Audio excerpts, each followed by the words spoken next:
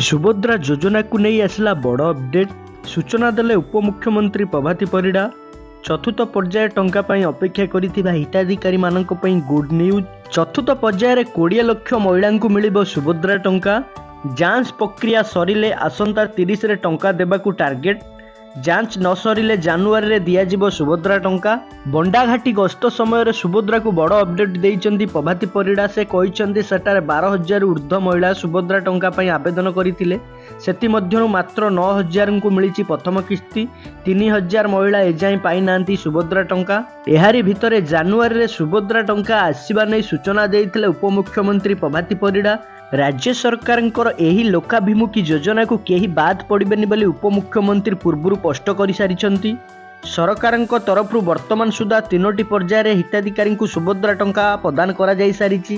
चतुर्थ पर्याय टंका हिताधिकारी अकाउंट को प्रदान पई प्रस्तुत चलीछि। समस्त को सुजोग दिया जिवो। वेरिफिकेशन टिके डेरी हेउछि। किछि जगह रे जमी पई डिस्प्यूट अछि बोली क्लियर करिसंती डिप्यूटी सीएम। सुभद्रा योजनार प्रथम किस्ती टंका पाई नथिले सेमानक पई एक बड़ घोषणा करिसंती उपमुख्यमंत्री प्रभाती परिड़ा। सुभद्रा योजना को नहीं एबे भी लोकंक मनरे द्वंद्व रहिछि। जे माने सुभद्रा योजनार प्रथम किस्ती टंका पाई नांती सेमानक पई एक बड़ घोषणा करिसंती उपमुख्यमंत्री प्रभाती परिड़ा।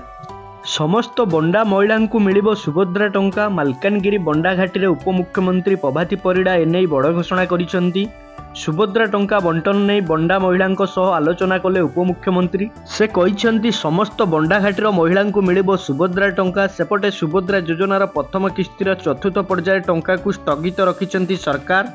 डिसेम्बर 25 तारिख रे एही टंका मिलिबार थिला। एबे जांच प्रक्रिया सरिबा परे एही टंका केबे मिलिबो ता घोषणा करिवे राज्य सरकार।